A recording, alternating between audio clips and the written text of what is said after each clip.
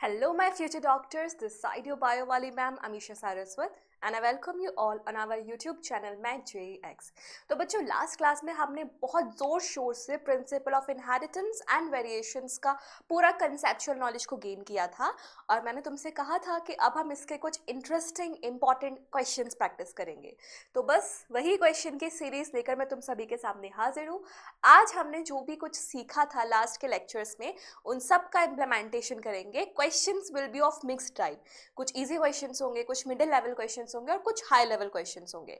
तो बिल्कुल जीरो से हीरो तक का सफर आज की क्लास में हम करेंगे और तुम लोग अब पेन और कॉपी निकाल के बैठ जाओ और जो भी क्वेश्चन तुम्हारे सामने आते जा रहे हो उसको सॉल्व करके जरूर देखना। तुम्हारा initial attempt is very important for these questions. तो चलो, आपकी स्क्रीन पे 5,000 रुपए के लिए पहला सवाल है। ये क्वेश्चन क्या बोल रहा है?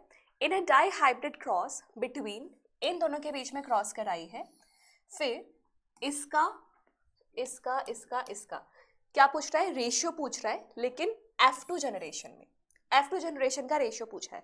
तो पहली बात बच्चों, ये जो तुम्हें पेरेंट्स दिए हुए पेरेंटल जनरेशन के और इनसे तुम्हें निकालनी पड़ेगी F1 जनरेशन। तो सीधा सा कंसेप्ट है, F1 जनरेशन हमेशा कैसी होती है? हेट्रोजाइगस। तो F1 जनरेशन का जीनोटाइप क्या आ जाएगा? लो, क्वेश्चन की शुरुआत मैंने तुम्हारे सामने कर दी है, अब तुम क्वेश्चन को सॉल्व करो, लेकिन शर्त ये है कि तुम्हें डाई हाइब्रिड क्रॉस दोबारा बनाने नहीं बैठना है, अदरवाइज तुम्हारा नीट का पेपर तो चला जाएगा, हाथ से निकल जाएगा। Time management is very important for your NEET exam. तो चलो इस क्वेश्चन को करके देखो। यू हैव 30 सेकेंड्स या चलो 1 मिनट ले लो टू सॉल्व द आंसर। बताओ, चलो सोचो, करो, क्या आएगा इसका आंसर?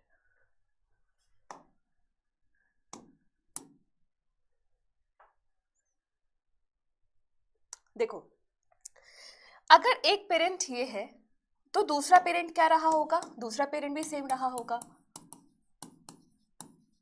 क्या तुम्हें ऐसा लग रहा है कि ये जो क्रॉस है ये दो मोनोहाइब्रिड क्रॉस का ही रिजल्ट है? कैसे, मैं दिखाती हूँ।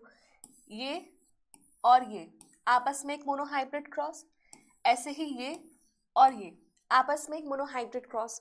तो मैं किसी भी डाई हाइब्रिड क्रॉस को दो मोनोहाइब्रिड क्रॉसेस में तोड़ सकती हूँ। तो फाइनली मेरे पास क्या होगा? एक क्रॉस ये बन जाएगी, ठीक है, और दूसरी क्रॉस ये बन जाएगी। इसका आउटकम क्या आता है? ये है ना। ऐसे ही इसका आउटकम क्या आएगा?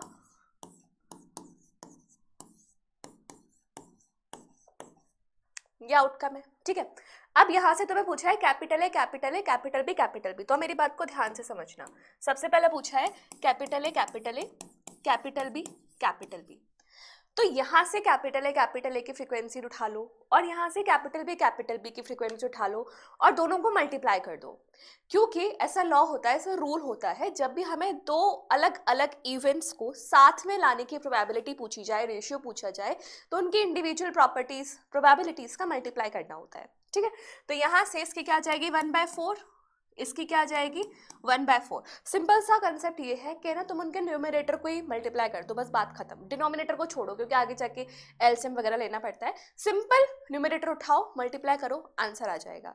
जैसे यहाँ के केस में ए की फ्रीक्वेंसी 1, न्यूमरेटर को देख रहे हैं हम, और कैपिटल बी 1, यानी कि 1 × 1 = 1, ठीक है।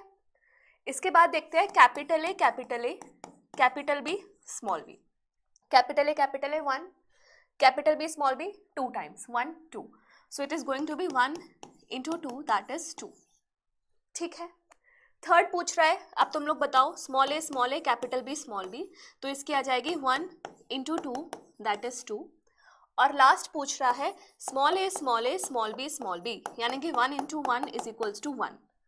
तो फाइनली हमारा जो आंसर निकल के आ रहा है उसका रेशियो क्या आ रहा है? 1:2:2:1, so it is going to be option number 3। समझ में आया है ना? बहुत सिंपल है। डाई हाइब्रिड क्रॉस को दो मोनोहाइब्रिड क्रॉस में तोड़ो, उसके बाद जैसे जैसे वो रेशियो पूछ रहा है उनके न्यूमरेटर को मल्टीप्लाई कर दो, डिनोमिनेटर का झंझट ही मत पालो और आंसर तुम्हारा आ जाएगा, ठीक है। चलो अब बढ़ते अगले सवाल की तरफ। अगला क्वेश्चन कह रहा है, ये तुम्हें एक जीनोटाइप दे रहा है, दिया हुआ है, इसमें तुम्हें टाइप्स ऑफ गैमीट्स बताने हैं। मैं इस क्वेश्चन को थोड़ा एक्सटेंड कर देती हूँ।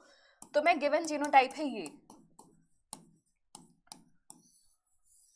यहां पर तुम्हें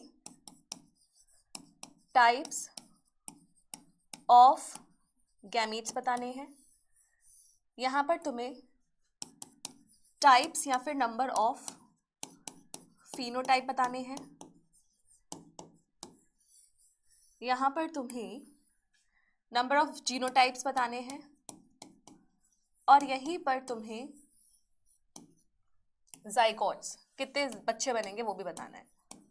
करो, क्वेश्चन को सॉल्व करो। मैंने तुम्हें 4 चीजें फाइंड आउट करने के लिए दी है, फाइंड करो,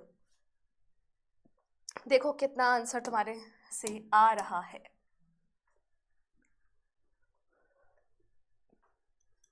पहले तो देखो ये बताओ कि इसमें हेट्रोजाइगस लोकस कितने हैं। हेट्रोजाइगस तो मैम ये होमोजाइगस है ए, बी हेट्रोजाइगस है, सी हेट्रोजाइगस है, यानी कि n की वैल्यू आ गई हमारे पास 2, है ना।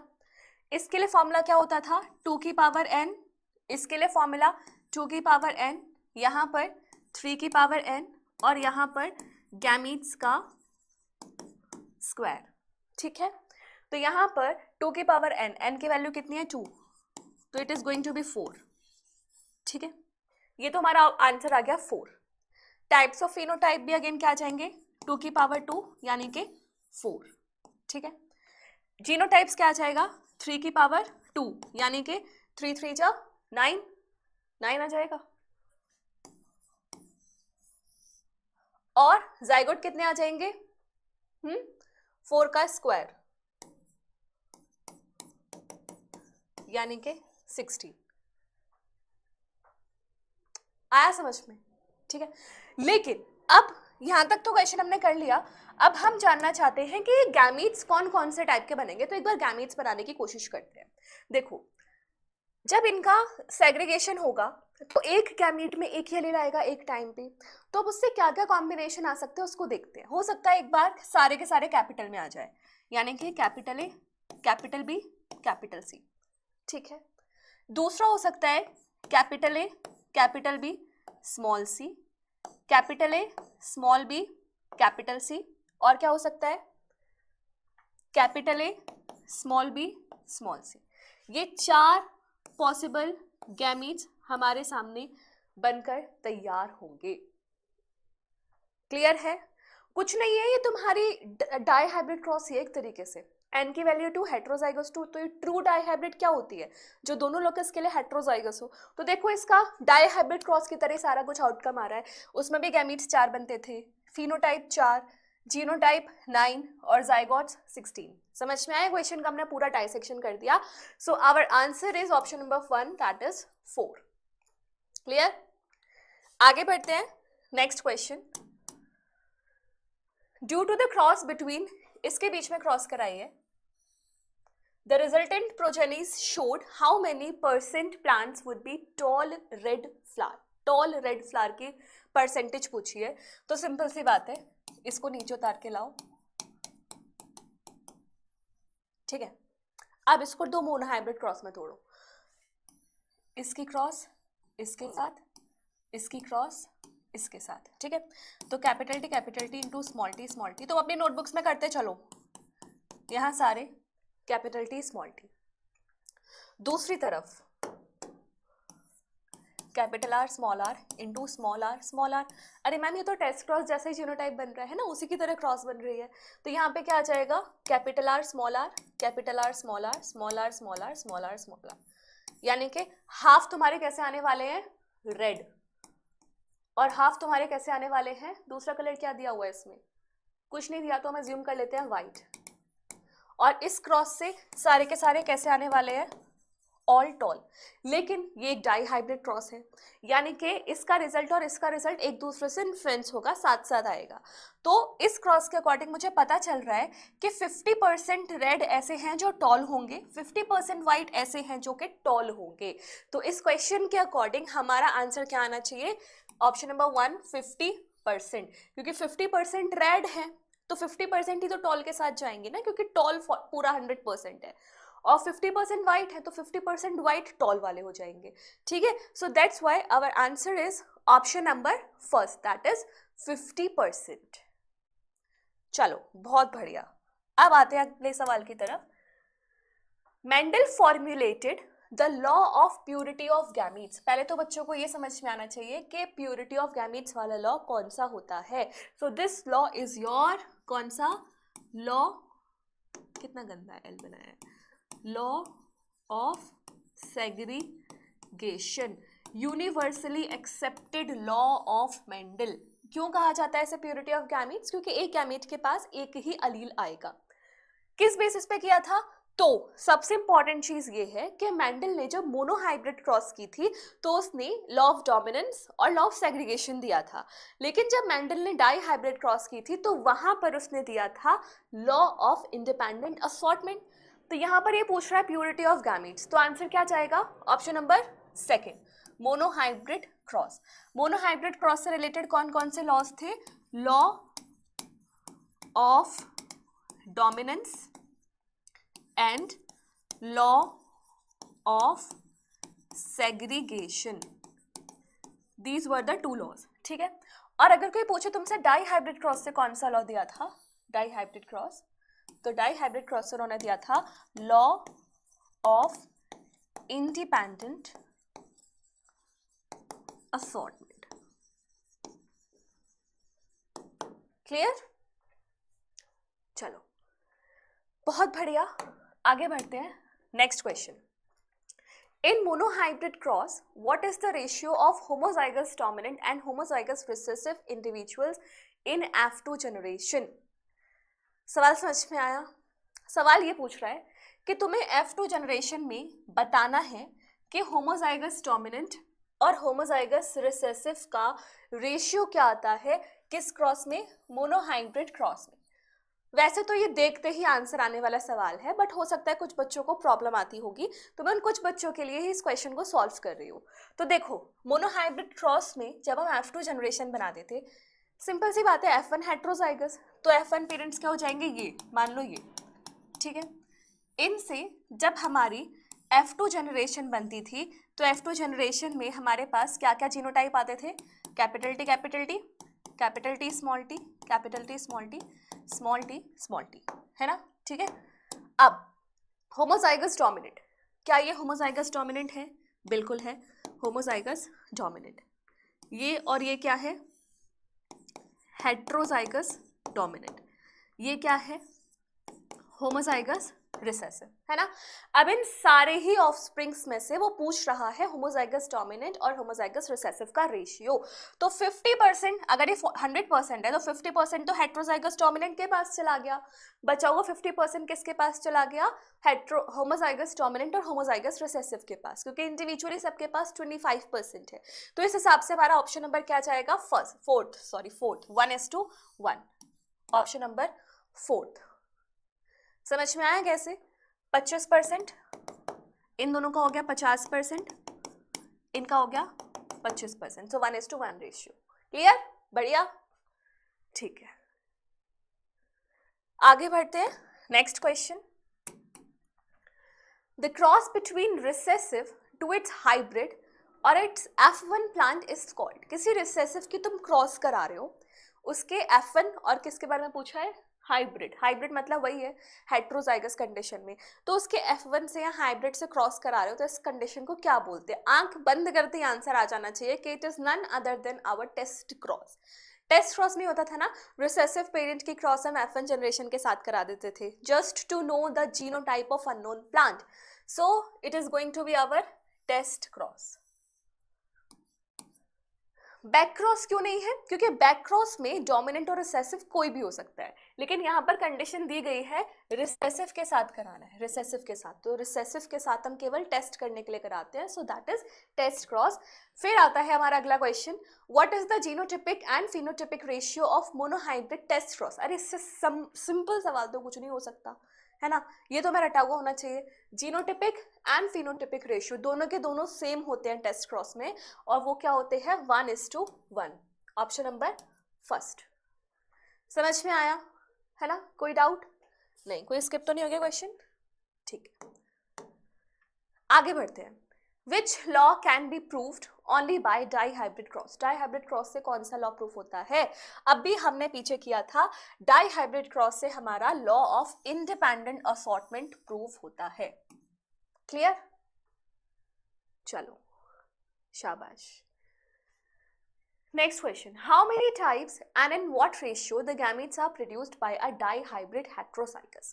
Dihybrid क्रॉस बनाई है तो क्वेश्चन पूछ रहा है कि कितने टाइप्स के गैमीट्स और किस रेशियो में बनेंगे डाइहाइब्रिड कंडीशन में.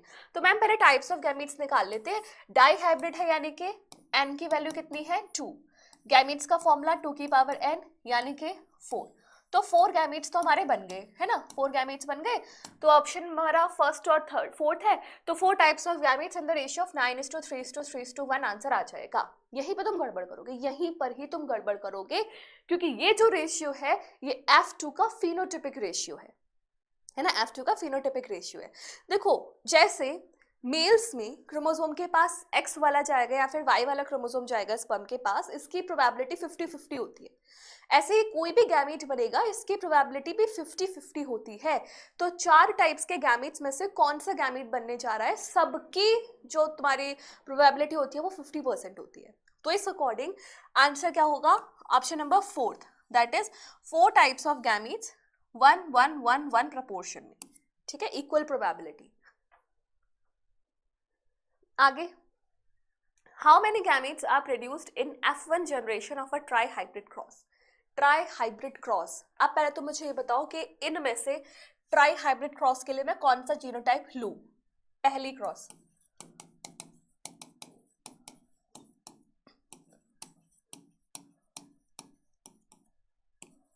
इतना तो डैम श्योर है कि हमें 3 जीन्स लेने पड़ेंगे, ट्राइहाइब्रिड क्रॉस है तो, है ना. अब लेकिन कौन सी कंडीशन सही है.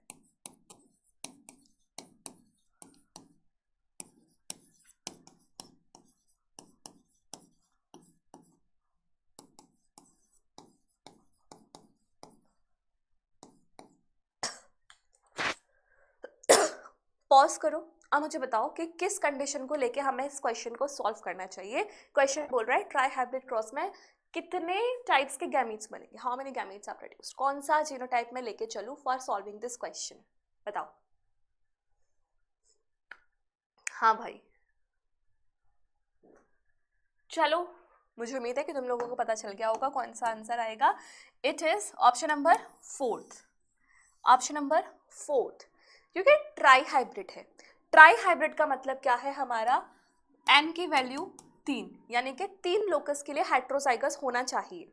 तो यहाँ पर एक के लिए भी हेट्रोजाइगस नहीं है, ये एक के लिए भी नहीं, ये 1-2 के लिए हेट्रोजाइगस है. यहाँ पे n की वैल्यू है 2, यहाँ पे n की वैल्यू है 3 सबके लिए, और यहाँ पर n की वैल्यू कितनी है 2. So it is going to be our option number 4. मतलब हमें समझ में आ गया कि ऑप्शन नंबर 4 के साथ हमें काम करना है. ठीक है, अब n की वैल्यू दी हुई है, n की वैल्यू दी हुई है तो तुम गैमेट्स के टाइप बता सकते हो. 2 की पावर n यानी कि 2 की पावर 3 यानी कि 8 टाइप्स के गैमेट्स बनेंगे. ठीक है, अगर तुम्हें पॉसिबल टाइप्स भी निकालने हैं इसके तो एक बार वो भी निकाल के देख लेते हैं क्या क्या बन सकता है.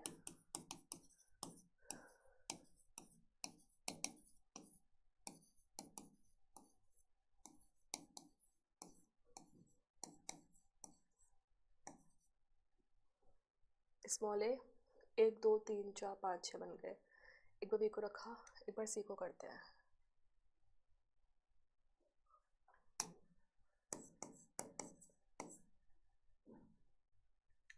नहीं, एक बार ये सारे छोटे, एक बार capital A small B capital C, capital A small B small C, small A capital B capital C, small A capital B small C. अब एक बार हमें करना है सी के साथ. It is going to be capital A small B capital C. कहीं हुआ है, ये हो गया. हाँ, ये वाला नहीं हुआ. और उसके अलावा हुआ है क्या, नहीं हुआ. ठीक है, तो ये 8 टाइप्स के गैमेट्स हमारे बन जाएंगे. Capital A capital B capital C, small A small B small C, capital A small B capital C, capital A small B small C, small A capital B capital C, small A capital B small C, capital A capital B small c and small A small B capital C. तो ये 8 types के gametes बन जाने हैं हमारी try hybrid cross की outcome से. ठीक है, चलो बहुत बढ़िया. अब बढ़ते अगले क्वेश्चन की तरफ। अगला क्वेश्चन बोल रहा है which genotype represents a true dihybrid condition. मतलब ये मैं 36 बार तुम्हें क्लास में बता चुकी हूँ। इस क्वेश्चन का आंसर किसी का भी गलत नहीं होना चाहिए। बताओ क्या आंसर आने वाला है इसका। अभी अभी हमने पीछे करे हैं क्वेश्चन, इसी कंसेप्ट पे बेस्ड है। बताओ। वेरी गुड, शाबाश। मुझे पता है किसी ने भी गलत नहीं किया होगा। It is going to be option number 3, capital T small T capital R small R. चलो वेरी गुड, बहुत बढ़िया। आगे बढ़ते हैं। मेंडल का जो रेशियो आया था 9:3:3:1, ये किस क्रॉस की वजह, मतलब किस लॉ की वजह से आया था? किस लॉ की वजह से आया था? तो मैम ये तो डाइहाइब्रिड क्रॉस का फिनोटाइपिक रेशियो है। डाइहाइब्रिड क्रॉस मैम कौन सा लॉ पढ़ते हैं? Law of independent assortment. तो इसका आंसर क्या आ जाएगा? Option number 3, law of independent assortment. ठीक है। Next question. In a cross between a pure tall plant with green pod and pure short plant with yellow pod, है ना? How many short plants? तुम्हें पता करना है क्या? Short plants are produced in F2 generation out of 16 बच्चे। ये तुम्हारे पास दिया हुआ है प्योर, क्या क्या तुमने क्रॉस कराया। अब F2 प्लांट्स में, F2 जनरेशन में 16 में से कितने बच्चे हैं जो शॉर्ट हाइट वाले होंगे? इस क्वेश्चन को करो। इस क्वेश्चन को करने के लिए तुम्हारे पास है 1 मिनट, है ना? 1 मिनट बहुत ज्यादा है। 30 सेकंड में आंसर आ जाना चाहिए। इस क्वेश्चन को करो करो।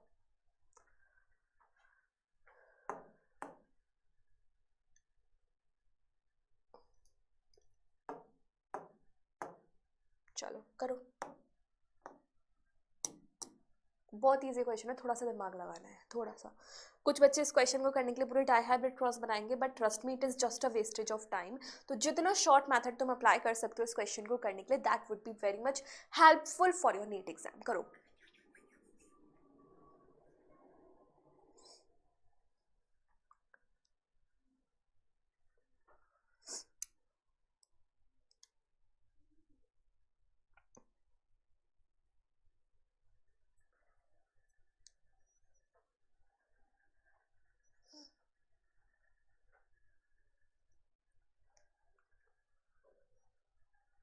हो गया? चलो, जिनका आंसर नहीं आया है या जिन्होंने लॉन्ग मेथड को करके इस क्वेश्चन का आंसर लाया है, अब वो इसको ध्यान से सुनना। ठीक है, क्वेश्चन क्या बोल रहा है। सबसे पहले हमारी पेरेंटल जनरेशन लिखी हुई है प्योर टॉल, है ना? प्योर टॉल मान लो मैंने ऐसे ले लिया, और ग्रीन मान लो मैंने ग्रीन के लिए लिखा है कैपिटल जी। ठीक है, शॉर्ट के लिए लिखा है टी, टॉल के लिए लिखा है कैपिटल, और इसके लिए लिखा है स्मॉल जी। ठीक है, capital G into small T small T small G small G. ये पेरेंटल जनरेशन हो गई। बिना कुछ सोचे समझे F1 जनरेशन क्या आ जाएगी? ये। ठीक है, ये वही नहीं है जो हम डाइहाइब्रिड क्रॉस में करते हैं। डाइहाइब्रिड क्रॉस का तुम्हें फिनोटाइपिक रेशियो याद होगा, उसमें क्या होता था? 9:3:3:1। अब 9:3:3:1 में क्या होता था? एक बार क्या आते थे हमारे दोनों ही कंडीशन में होमोजाइगस डोमिनेंट। मतलब जैसे मान लो उस टाइम पे क्या था? राउंड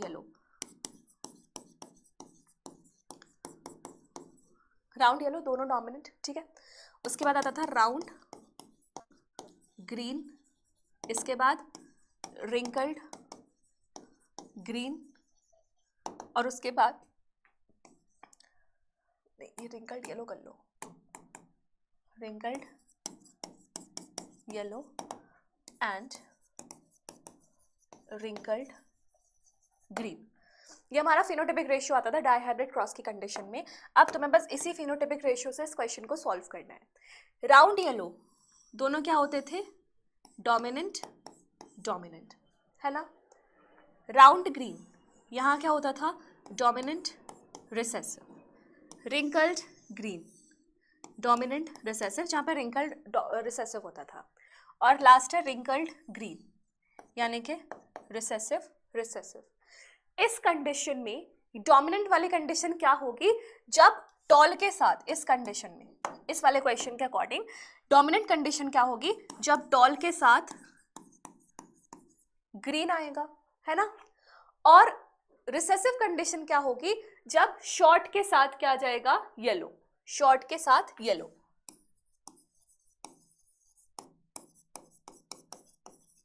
है ना?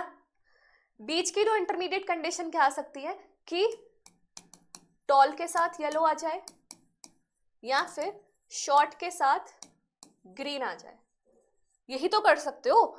दो जो तुम्हारी एक्सट्रीमिटीज हैं, तुम्हें याद है डाइहाइब्रिड क्रॉस का मैं डाइसेक्शन इसी दिन के लिए कराया था, वहां पर हमने पढ़ा था पेरेंटल कॉम्बिनेशन और रिकॉम्बिनेंस, है ना। तो पेरेंटल कॉम्बिनेशन फिनोटाइप के अकॉर्डिंग क्या थे, ये और ये, यानी कि 9 + 1 10, ठीक है, 9 + 1 10।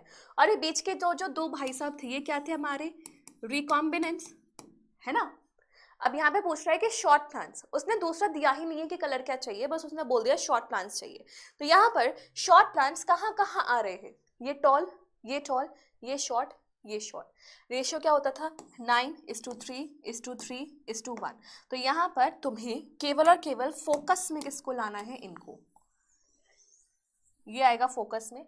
और इस फोकस से तुम्हारा क्वेश्चन का आंसर आएगा 3 + 1 यानी कि 4, 3 + 1 यानी कि 4। बोलो समझ में आया, नहीं आया? नहीं आया? आया? बहुत ही बेहतरीन है। अगर तुम्हें ऐसे नहीं करना है तो तुम वही कर सकते हो, डाइहाइब्रिड क्रॉस को मोनोहाइब्रिड क्रॉस में स्प्लिट कर दो, वो भी करके दिखा देती हूँ कि क्या है question. Capital T small T, एक ये है, दूसरा ये है। तो वही मोनोहाइब्रिड क्रॉस में तुम्हें इसको तोड़ना पड़ेगा, एक तरफ क्या जाएगा, तो इस क्रॉस से तुम्हें पता है क्या आने वाला है, हमें इससे मतलब है शॉर्ट, है ना। और यहां पे तुमने किया,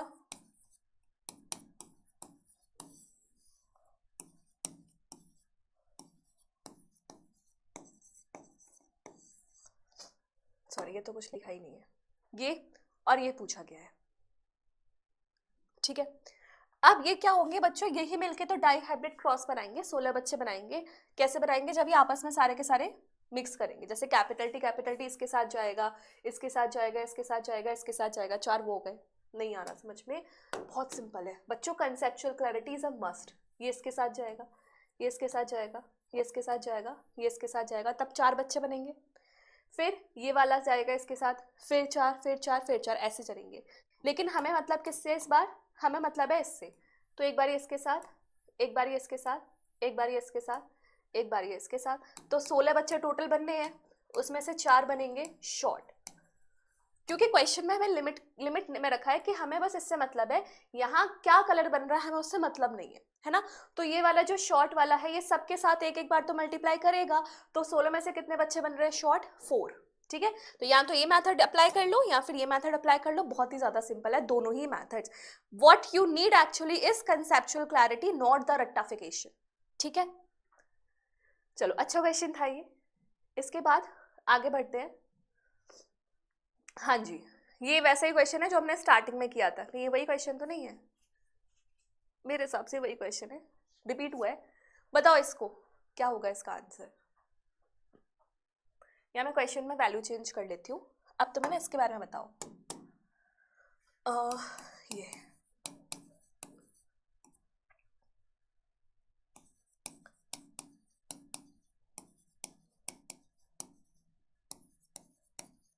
इसकी वैल्यूज बताओ मुझे। तो अब देखो रट चुका है वो, मोनोहाइब्रिड क्रॉस है, तोड़ो आंसर निकालो, बहुत इजी है, तुम लोग करके दिखाओ इसका क्या आंसर आने वाला है।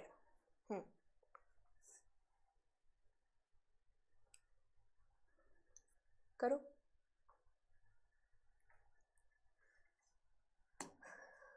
डिनोमिनेटर सबके याद है मोनोहाइब्रिड क्रॉस के, यहाँ पे इसकी मोनोहाइब्रिड क्रॉस करेंगे तो ये 2 टाइम्स, ये 2 टाइम्स यानी कि 4, 1 times 1 times 1, 1 times 2 times 2, 1 times 1 times 1।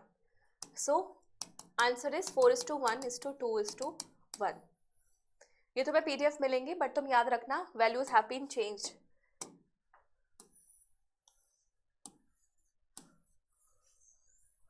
Changed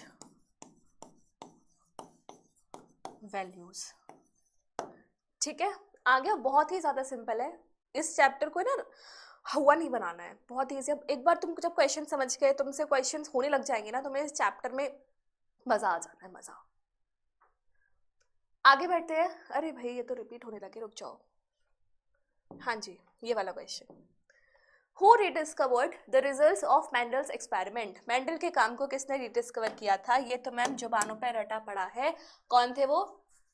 हुगो डिवरिस, शेरमार्क्स, Karl Correns. Option number first. इसमें मॉर्गन ऑड है। मॉर्गन ने क्या किया था? मॉर्गन ने एक्सपेरिमेंटल प्रूफ दिया था ना क्रोमोसोमल थ्योरी ऑफ इनहेरिटेंस का। इसमें क्या है? शेरमैक, मॉर्गन, फिर ये ऑड, और ये बैटसन एंड पुन्नेट, ये तुम्हारे पुन्नेट स्क्वायर वाले हो जाएंगे। तो इसमें आंसर क्या आ जाएगा? Option number 1, Hugo de Vries, Tschermak and Karl Correns. ठीक है, कोरेंस ने ही इनकम्प्लीट डोमिनेंस के बारे में भी बताया था, तुम्हें याद होगा। चलो, बहुत अच्छा क्वेश्चन है। क्वेश्चन ये बोल रहा है ऐसे क्रॉस कराइए, ऐसे, ठीक है, और यहां पर F2 जनरेशन में जिन बच्चों को मेरी क्लास जिसने दिमाग से पढ़ी थी उसको ये क्वेश्चन है ना, 1 सेकंड नहीं लगेगा आंसर आने में, 1 सेकंड। 2 मेथड्स बताने हैं। एक मेथड में तो तुम्हें मैंने सीधे लाइन ही लिखवाई थी, और दूसरा मेथड वही है मोनोहाइब्रिड क्रॉस का तोड़ के। तो चलो, दोनों मेथड से तुम्हारे आंसर बहुत आसानी से आ जाने हैं। याद है जब हमने डाई हाइब्रिड क्रॉस किया था तब मैंने तुम्हें बताया था हेट्रोजाइगस फॉर बोथ लोकस की वैल्यू होती है 4, है ना।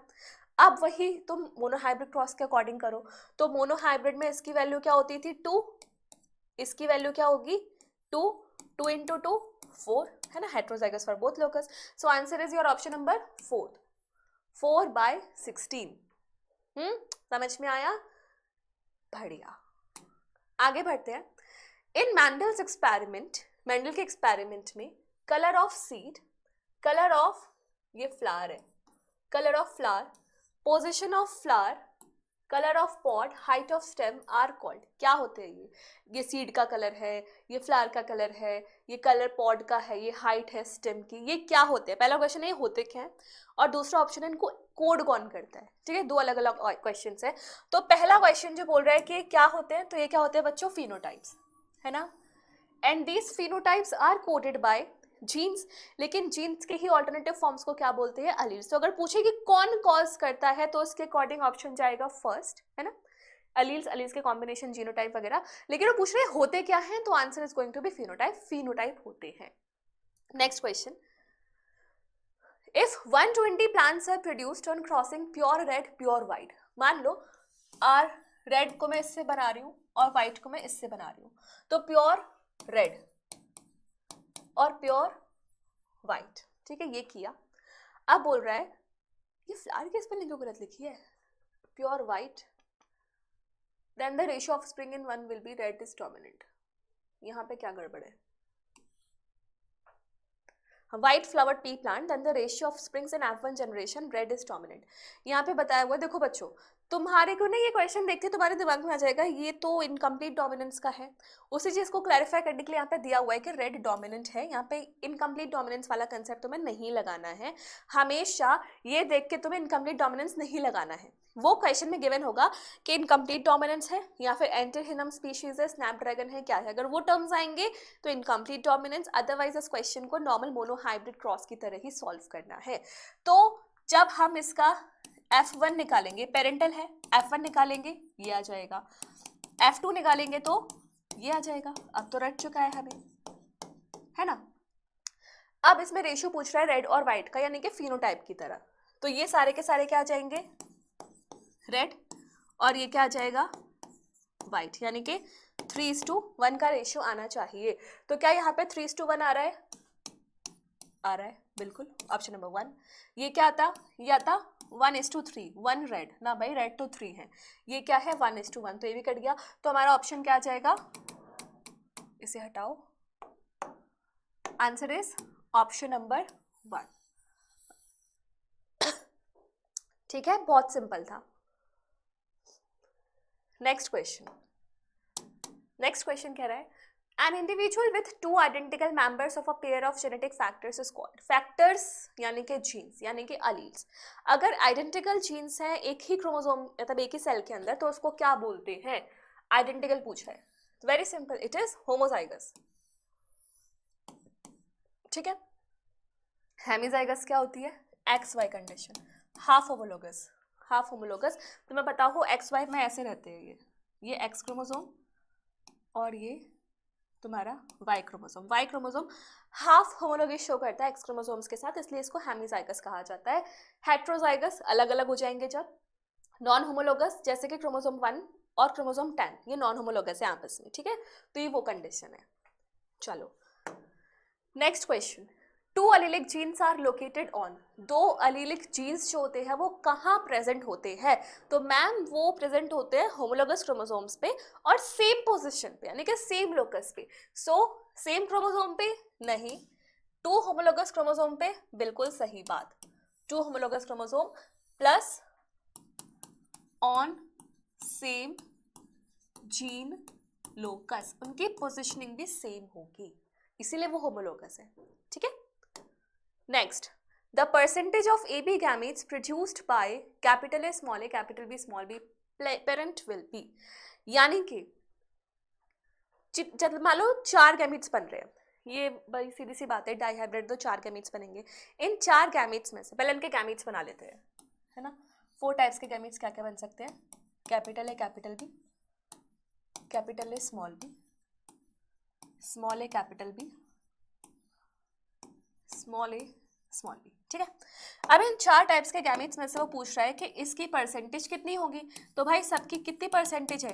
25 25 25 25, है ना। तो इसकी परसेंटेज कितनी हो जाएगी? 25%, यानी कि 1111। सो answer is option number 2। Clear? चलो अगला question, how many characteristics of P pods were chosen bye Mendel, pea pod के उन्होंने क्या क्या कैरेक्टरिस्टिक्स चूज किए थे? तो यहाँ पे कंफ्यूजन आएगा कि ऑप्शन हम मतलब 2 ऑप्शन में कंफ्यूजन आएगा, ये तो गलत ही है ना, या तो ये 4 लिए थे या 2 लिए थे, है ना। ध्यान देना, अगर वो पूछता ट्रेट तो आप आंसर आता 4, वो पूछ रहा है कैरेक्टर्स तो आंसर आएगा 2, क्योंकि उसने पी पॉड के लिए कैरेक्टर क्या चूज किया था? पॉड की शेप और पॉड का कलर। पॉड की शेप में भी क्या था? इन्फ्लेटेड और कंस्ट्रिक्टेड, इन्फ्लेटेड था या कंस्ट्रिक्टेड था, और पॉड के कलर में क्या था? ग्रीन था या फिर येलो था। तो इंडिविजुअली ये चारों के चारों क्या है? ट्रेट्स, लेकिन कैरेक्टर क्या है? 2, pod shape and pod colour. So that's why our option will be option number 4, that is 2 characters choose किए थे पॉड के, pod shape and pod colour. Traits पूछता तो 4 आ जाता। अगला सवाल, Mendel's law of segregation is based on separation of alleles during, Mendel ने जो कहा था सेग्रीगेशन वाला लॉ, वो किस चीज के उस पर डिपेंड करता है? मतलब गैमीट फॉर्मेशन में, सीड फॉर्मेशन में, पॉलिनेशन में या फिर एम्ब्रियोनिक डेवलपमेंट में। तो बच्चों गैमीट्स का जब सेपरेशन होता है तभी तो मियोसिस होती है, तभी तो हमारे क्रोमोसोम्स और एलील्स सेपरेट होते हैं। सो that's why without giving a second thought answer will be option number 1, gametes formation के टाइम पे ही लॉ ऑफ सेग्रीगेशन कहा था, इसलिए कहा था law of purity of gametes, ठीक है। नेक्स्ट क्वेश्चन, ये कर लिया क्या? नहीं किया। When 2 hybrids are crossed, the phenotypic ratio of offspring shall be, question करो एक बार तुम, फिर मैं तुम्हें बताती हूँ। You have 30 seconds to solve this question, attempt this। बहुत इजी क्वेश्चन है, बहुत इजी, बस कंसेप्ट वही है, डाई हाइब्रिड दिखे तो 2 मोनो हाइब्रिड में तोड़ो, आंसर निकालो, करो करो करो करो।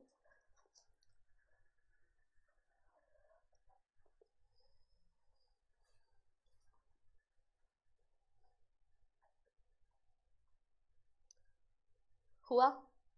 आंसर आए? चलो अब मैं करके दिखाती हूँ। इसकी क्रॉस करवा रहा है ना, यानी कि capital T small t into small t small t। दूसरा क्रॉस क्या निकल के आ जाएगा यहाँ पे? Capital R small r into small r small r। ये तो टेस्ट क्रॉस है, ये भी टेस्ट क्रॉस, ये भी टेस्ट क्रॉस। टेस्ट क्रॉस में रेशियो क्या आता था? 1 1। तो यानी कि यहाँ पर आउटकम आएगा 1:1, है ना। ऐसे यहाँ पर आउटकम क्या आएगा? 1:1। टोटल मिला के क्या आ जाएगा? 1:1:1:1। सो आंसर इज ऑप्शन नंबर 2। तुम्हें लगेगा कि ऑप्शन नंबर 3 भी हो सकता है, बट ये मोनो हाइब्रिड क्रॉस का है, ये डाई हाइब्रिड क्रॉस का है, मोनोहाइब्रिड क्रॉस नहीं है ना, ये डाईहाइब्रिड क्रॉस है, इसलिए 1:1:1:1। ठीक है। अगला question, the allele which is unable to express its affect in the presence of another allele is called as simple। जो अपना अफेक्ट नहीं बना पा रहा है दूसरे allele की प्रेजेंस में, उस allele को क्या बोलते हैं? Recessive allele। बहुत सिंपल सा क्वेश्चन था, recessive allele। Which technique is used by Mendel for hybridization? Mendel ने जब चाहा था कि मैं क्रॉस पॉलिनेशन करा के देखूं, तो उसने फीमेल पार्ट को रिमूव किया था या मेल पार्ट को? मेल पार्ट को। और मेल पार्ट के रिमूवल की टेक्निक क्या होती है? इमैस्कुलेशन, यानी कि अच्छा इसमें बैगिंग भी आ सकता है। बैगिंग भी जो करेंगे ना आर्टिफिशियल हाइब्रिडाइजेशन में, मेल पार्ट को काट दो, फीमेल पार्ट को ढक दो, तो ऑप्शन यहाँ पे दोनों है, 1 and 2 बोथ। अगर 1 and 2 बोथ वाला ऑप्शन नहीं आता तो हम फर्स्ट वाले को प्रायोरिटी देते, बट दो बोथ है तो फिर हम बोथ को लगा देंगे। मेल पार्ट के लिए इमैस्कुलेशन किया था और फीमेल पार्ट के लिए बैगिंग की थी। ठीक है। Next question, when flowers are unisexual, unisexual है, then emasculation is done for. Unisexual मतलब एक ही पार्ट है, तो इमैस्कुलेशन किसके लिए करेंगे? मेल पार्ट के लिए। How many plants are dihybrid in F2 generation of dihybrid cross? Dihybrid cross कराने के टाइम पे कितने प्लांट्स थे जो डाईहाइब्रिड थे, ट्रूली डाईहाइब्रिड, यानी कि हेट्रोजाइगस फॉर बोथ लोकस? कितने थे? अब तो रट गया होगा, 4, option number 3। When a plant has 2 different alleles of a gene, ये क्वेश्चन हटाओ फटाफट है, हेट्रोजाइगस है, कोई दिमाग नहीं मारना। हाँ ये क्वेश्चन करते हैं। A tobacco plant heterozygous for albinism is self-pollinated and 1200 seeds are subsequently germinated. How many seedlings would have the parental genotype? एक tobacco plant है, heterozygous है albinism के लिए, कोई कंडीशन है albinism, उसके लिए heterozygous है, तो तुम्हें बताना है कि कितने सीडलिंग्स होंगे जो पेरेंटल जीनोटाइप के होंगे। यहाँ पे मोनोहाइब्रिड क्रॉस है क्योंकि एक सिंगल बताया हुआ है एल्बिनिज्म, एक ही कैरेक्टर है, यानी कि मोनो हाइब्रिड क्रॉस है। मान लो एल्बिनिज्म को रिप्रेजेंट कर रही हो ऐसे, ठीक है। अब सिंपल है, बच्चे क्या बनेंगे, है ना। पेरेंटल जीनोटाइप की तरह पूछा है, 4 में से कितने हैं? 2, 1 में से कितने हो जाएंगे? 2/4, तो 1200 में से कितने हो जाएंगे? ये तो 4 1 4 4 3 12, 600 प्लांट्स। कैसे किया? बहुत सिंपल है, उसने बोल दिया पेरेंटल जीनोटाइप, फिनोटाइप की तरह नहीं, जीनोटाइप, यानी कि हेट्रोजाइगस होना चाहिए, तो 4 में से 2 है, तो बस यूनिटरी मेथड्स लगा तो मैथ्स का आंसर आ जाएगा 600। ठीक है, आगे बढ़ते हैं।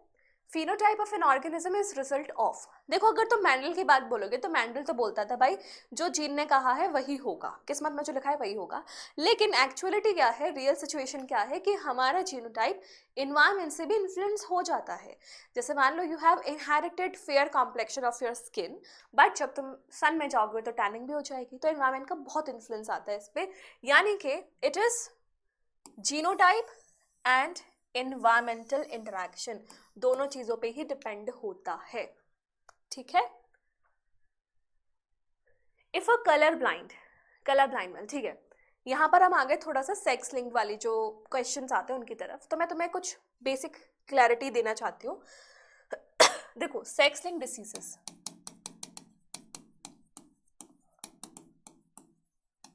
सेक्स लिंक डिसीजेस हमारे सिलेबस में जो है वो है, एक तो हीमोफीलिया और एक है कलर ब्लाइंडनेस। ठीक है, ये 2 बीमारियां हैं। अब हीमोफीलिया को तुम्हें रिप्रेजेंट करना है XH से, और कलर ब्लाइंडनेस को तुम्हें रिप्रेजेंट करना है XC से। ठीक है, तो अब तुम्हारे पास मान लो मैं हीमोफीलिया के करके दिखाऊं तो क्या क्या पॉसिबिलिटीज है, या तो फीमेल्स के केस में, सॉरी पहले मेल का बता देती हूँ, मेल के केस में या तो ऐसा होगा या फिर ऐसा होगा। ठीक है, और फीमेल्स के केस में क्या क्या हो सकता है, या तो ऐसे या फिर ऐसे या फिर ऐसे।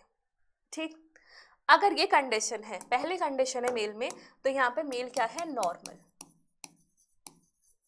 अगर ये कंडीशन है तो मेल क्या है, इफेक्टेड, क्योंकि एक ही एक्स पे प्रेजेंट है, अगर एक ही एक्स पे प्रेजेंट है तो अफेक्टेड हो गया। फीमेल में ये कंडीशन है नॉर्मल, ये कंडीशन है कैरियर। मतलब वो फीमेल तो नॉर्मल रहेगी लेकिन वो कैरियर है, क्योंकि आगे जाके अपने बच्चों को वो डिसीज ट्रांसमिट कर सकती है। और ये वाली कंडीशन क्या है? Affected, deceased condition. ठीक है, तो तुम्हें जीनोटाइप का ये मतलब समझ में आना चाहिए एक्स लिंक्ड डिसीजेस के लिए, स्पेशली हीमोफीलिया और कलर ब्लाइंडनेस। तो अब करते हैं इस क्वेश्चन को सॉल्व। क्वेश्चन बोल रहा है if a color blind man marries a woman who is homozygous for color vision, the probability of son being color blind is, color blind men है यानी कि XCY, ठीक है, इसकी क्रॉस कराई जा रही है, marries a woman who is homozygous for normal vision यानी कि XX, homozygous है, normal vision है उसका, तो क्या प्रोबेबिलिटी होगी उसके सन की कलर ब्लाइंड होने की? तो क्रॉस है, आ गया outcome XCX XCX XY XY XCX XCX XY XY, ये कंडीशन आ रही है। क्या इसमें कोई भी बच्चा लड़का कलर ब्लाइंडनेस दिख रहा है? ये दो लड़के हैं और दोनों में से कोई भी अफेक्टेड नहीं है, यानी कि प्रोबेबिलिटी क्या आ जाएगी? 0, है ना। अगर वो पूछता है कि क्या प्रोबेबिलिटी है कि उसकी डॉटर कलर ब्लाइंड हो जाएंगी, तो वो भी 0, क्योंकि दोनों ही डॉटर्स क्या हैं? दीज आर कैरियर, और कैरियर का मतलब डिसीज्ड नहीं होता, वो नॉर्मल है, ठीक है, तो वो भी 0 हो जाता। क्लियर?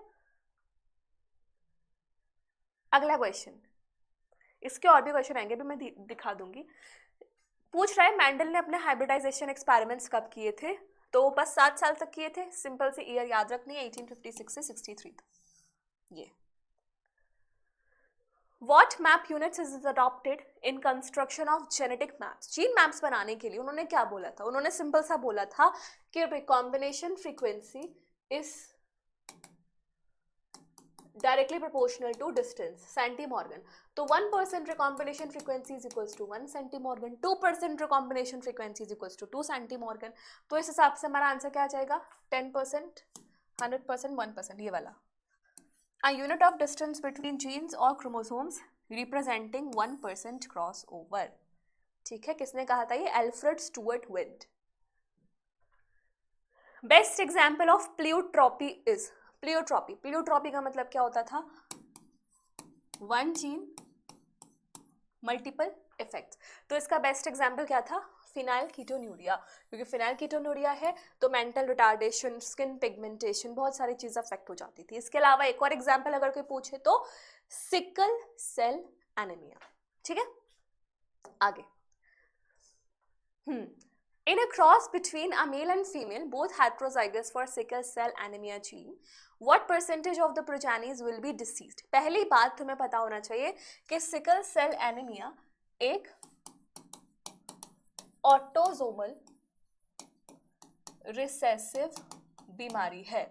काफी बार बच्चे क्या होते हैं, जीनोटाइप बनाने में उनको दिक्कत आ जाती है कि एक्स लेके क्वेश्चन सॉल्व करें या फिर ए लेके क्वेश्चन सॉल्व करें। तो जब भी तुम्हारी कोई बीमारी ऑटोसोमल हो तो तुम्हें उसमें ए वाला कंसेप्ट यूज करना है, और अगर वो सेक्स लिंक बीमारी हो तो उसमें तुम्हें एक्स वाई वाला कंसेप्ट यूज करना है। तो यहाँ पे बोल रहा है कि ना cross both male and female heterozygous, यानी कि capital A small A into capital A small A, कितने percentage of progenies will be disease? तो इसका जीनोटाइप क्या आ जाएगा? ये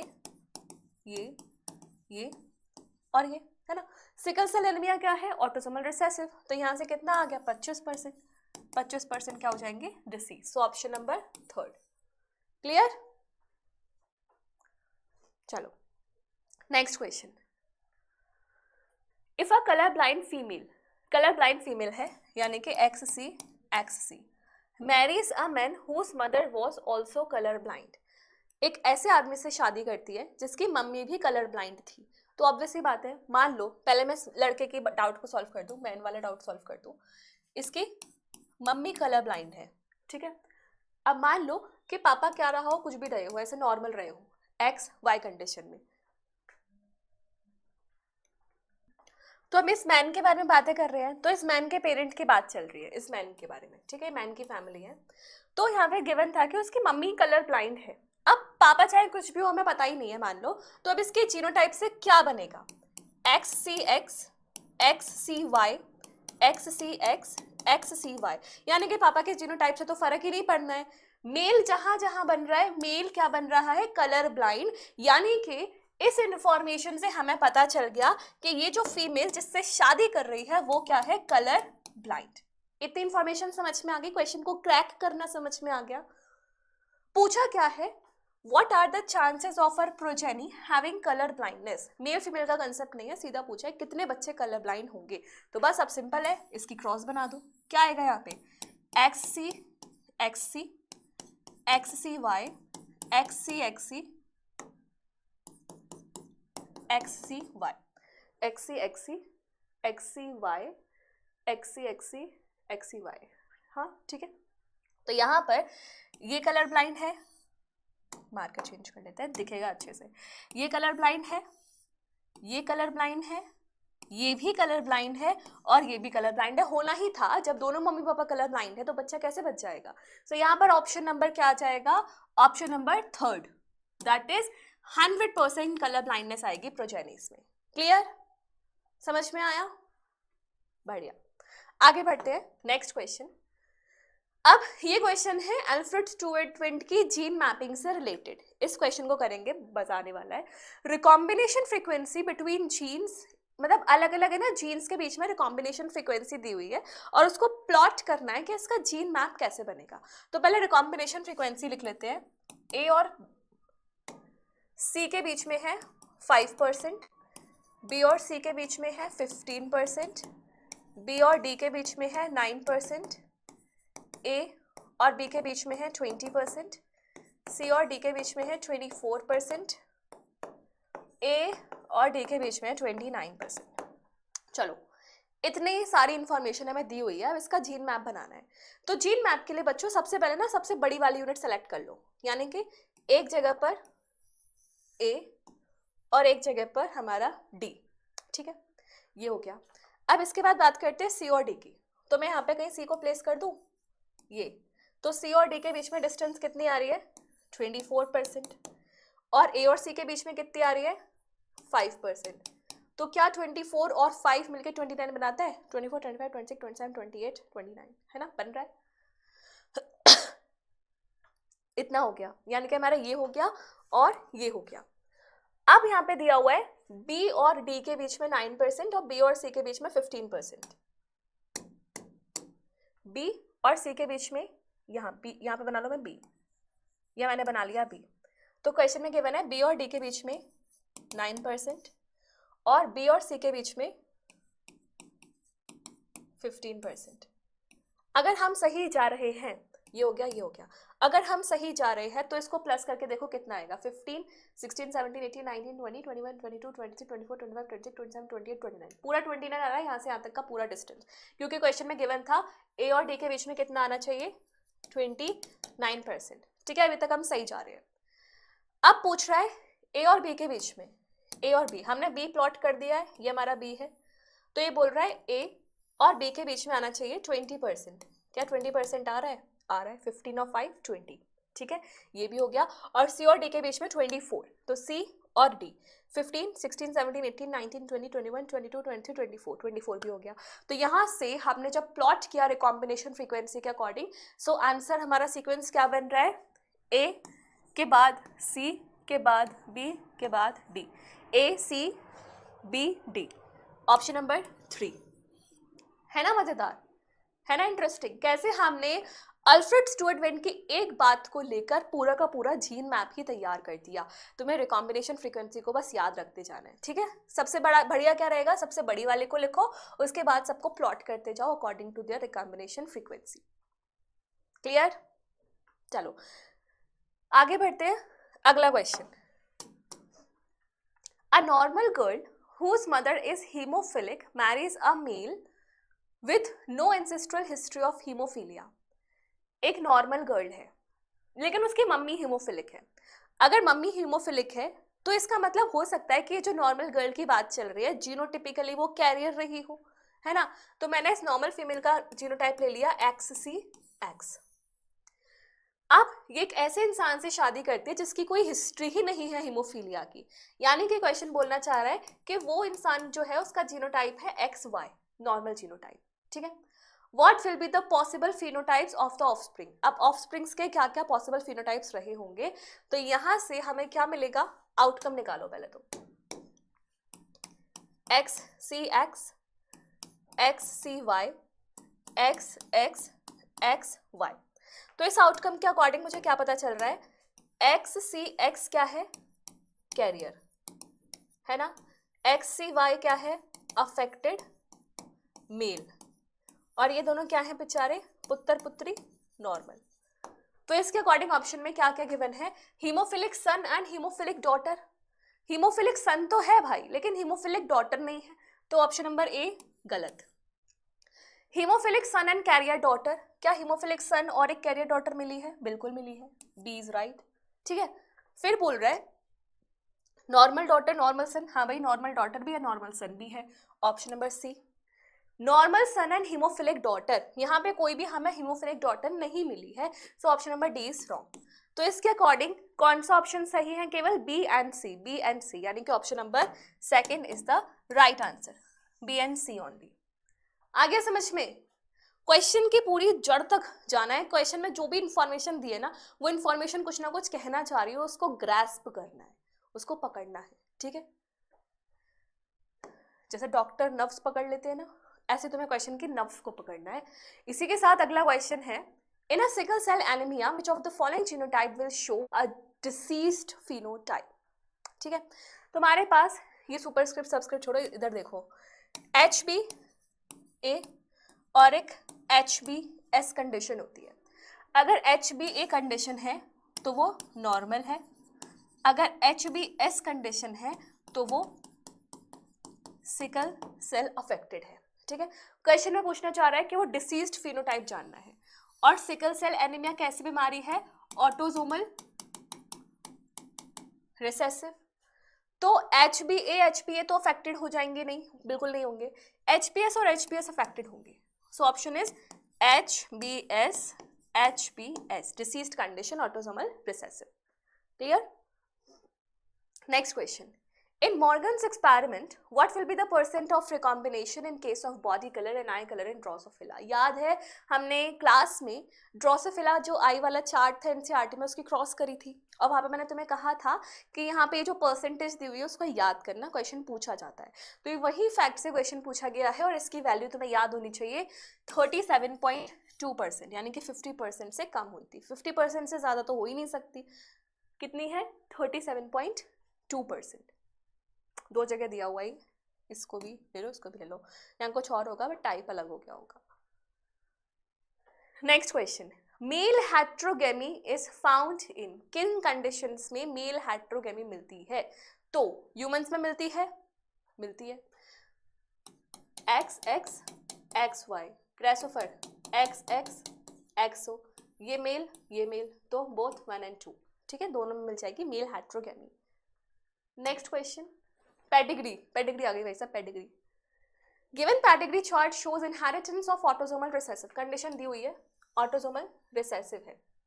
ठीक है, trait, then what will be the genotype of the parents. अगर ये ऑटोसोमल रिसेसिव कंडीशन है तो पेरेंट्स का जीनोटाइप क्या रहेगा, तुम्हें याद रखना है यहाँ पे जो डार्क शेड हो रहा है वो अफेक्टेड है। ठीक है, वो अफेक्टेड है। तो मान लो अगर मैं ऐसे बोल दूं कि पेरेंट दोनों है ना होमोजाइगस डोमिनेंट हो गए, ये तो ऐसे कंडीशन में तो कोई बच्चा अफेक्टेड आ ही नहीं सकता था, है ना, तो ये वाला चांस हटा दिया। दूसरी चांस हो सकती है कि ये ऐसा हो जाए और ये ऐसा हो जाए, ऐसा हो सकता है ना, और तीसरी कंडीशन क्या हो सकती है कि ये भी ऐसा हो जाए और ये भी ऐसा हो जाए। अगर ये वाली कंडीशन नहीं, देखो मेरे पास पॉसिबल कंडीशंस क्या क्या है पेरेंट्स के लिए, एक कंडीशन है ये, है ना, दूसरी कंडीशन है ये, वो चेंज हो सकता है, रिवर्स हो सकता है, और तीसरी कंडीशन है ये।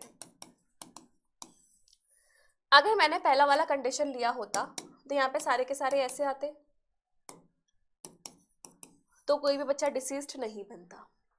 अगर मैं ये कंडीशन ले रही हूँ तो यहाँ से क्या क्या बन सकता है, capital A small A capital ए, तो ये यहाँ से भी कोई डिसीज नहीं बन रहा, क्योंकि क्वेश्चन में गिवन है ऑटोसोमल रिसेसिव। यहाँ से क्या बन रहा है, capital A small A capital A small A small A small A, यानी कि डिसीज्ड ऑफस्प्रिंग तो आ रहा है। यानी कि इतना तय है कि यहाँ पर इन पेरेंट्स का जीनोटाइप क्या रहेगा, heterozygous dominant, capital A small A capital A small A. ठीक है, तो यहाँ से अब क्या होगा, ये बच्चा small A small A small A small A. ठीक, तो ऐसा कोई ऑप्शन आ रहा है यहाँ पे, मदर फादर पेरेंट्स का पूछा गया है, ये नहीं होगा, ये नहीं होगा, नहीं तो डिसीज्ड हो जाएगा। ये option number third, option number third is the right answer. दोनों हेट्रोजाइगस होंगे तब जाके उनका एक बच्चा अफेक्टेड निकल के आएगा। Clear,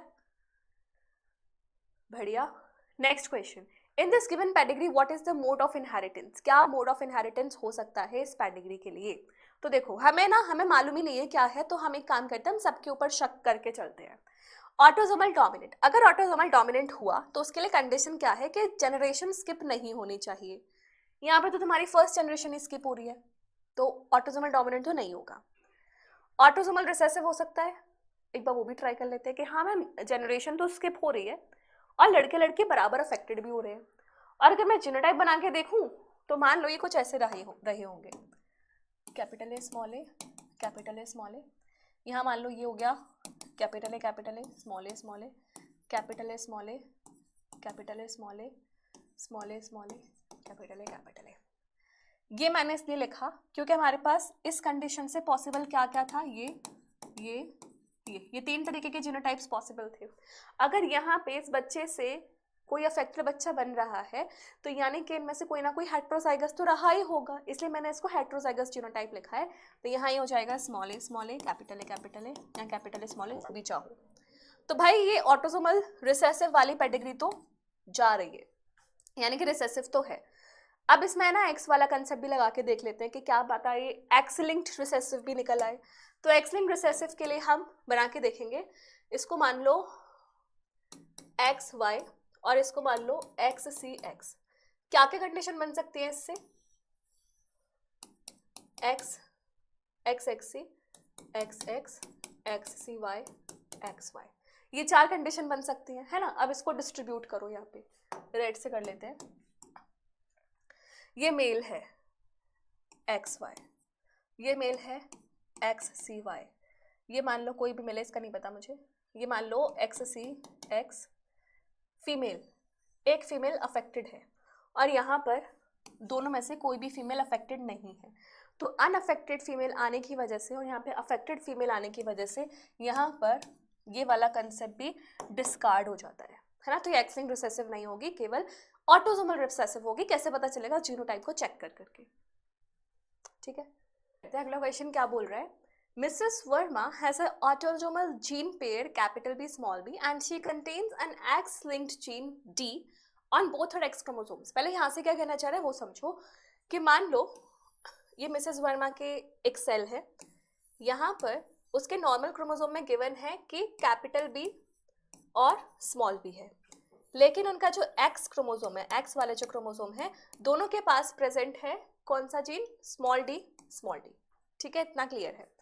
What is the percentage of gametes contains BT? अब इनके गैमेटोजेनेसिस होगा तो क्या प्रोबेबिलिटी, क्या परसेंटेज है कि उसके पास स्मॉल बी या स्मॉल डी जाएगा।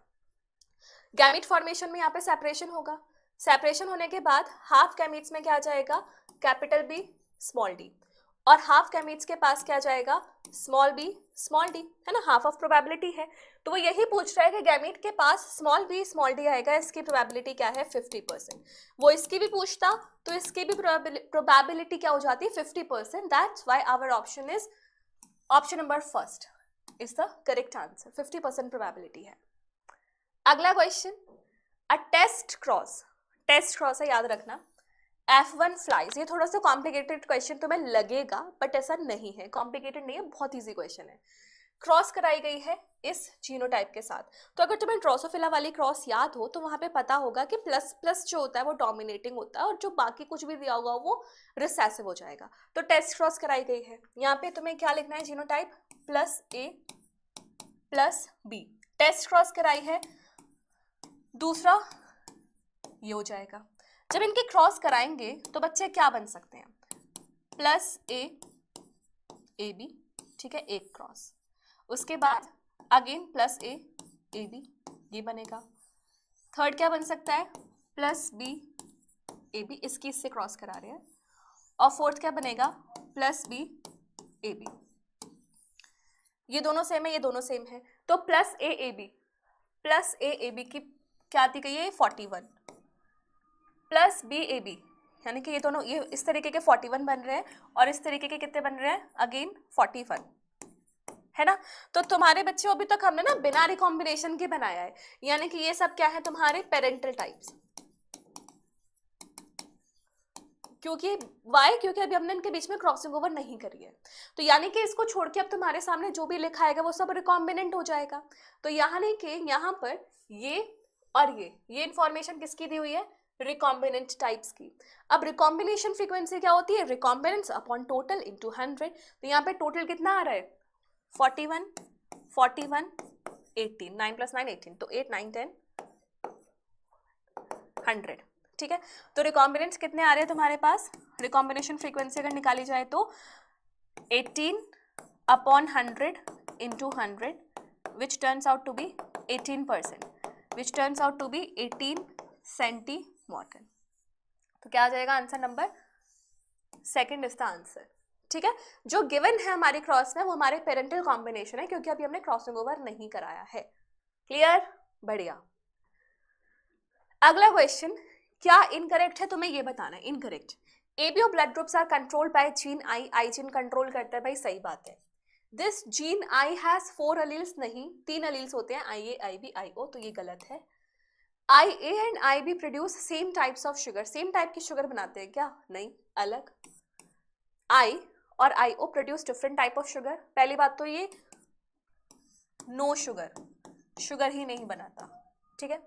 आई A and I B are incomplete dominant, ना भाई ये भी गलत है, ये सब गलत है। तो क्या इनकरेक्ट है, second third fourth fifth, option number fourth, second third fourth fifth are your incorrect, incorrect पूछा गया है, ठीक है। अगला क्वेश्चन, अच्छा क्वेश्चन है ये, ध्यान से सुनो। A human male is heterozygous for autosomal gene A, B and G. He is also hemizygous for hemophilic gene H.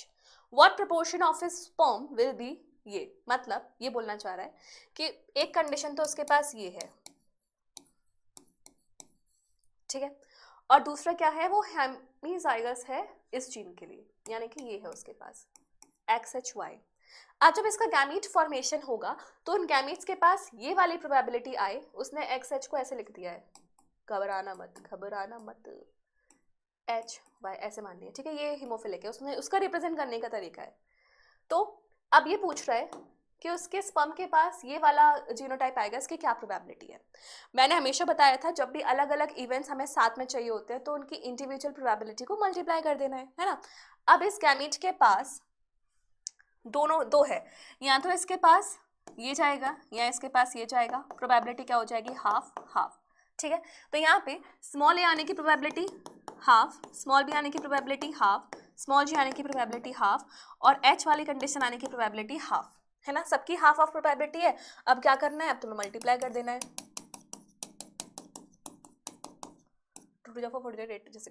1/16, option number third आ गया। Given below is the pedigree of, पहले बताओ ये कौन सी पेडिग्री है, क्या हो सकता है इसका। जनरेशन स्किप हो रही है, जनरेशन स्किप हमारी नहीं हो रही है, तीनों ही जनरेशन में कोई ना कोई आ रखा है, यानी कि रिसेसिव नहीं है, डोमिनेंट है। अब डोमिनेंट में कौन सी है वो चेक कर लेते हैं।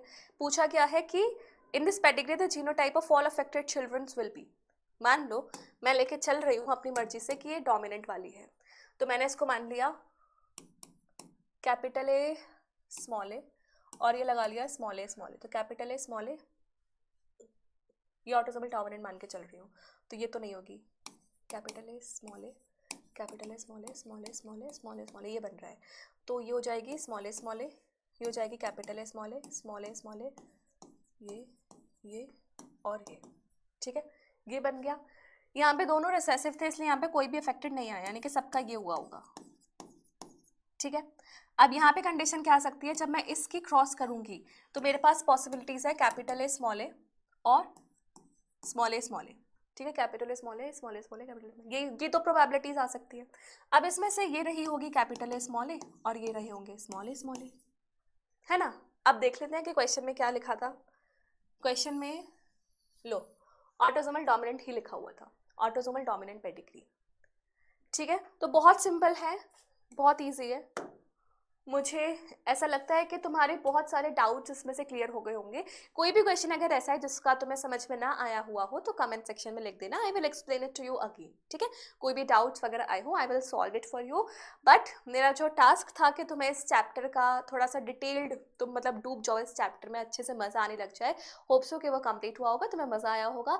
तो अब ऐसे ही और क्वेश्चन प्रैक्टिस करते रहो, अपनी बायोलॉजी की तैयारी को स्ट्रॉन्ग बनाते रहो। मिलते हैं अगले चैप्टर में। See you soon, take care, bye bye.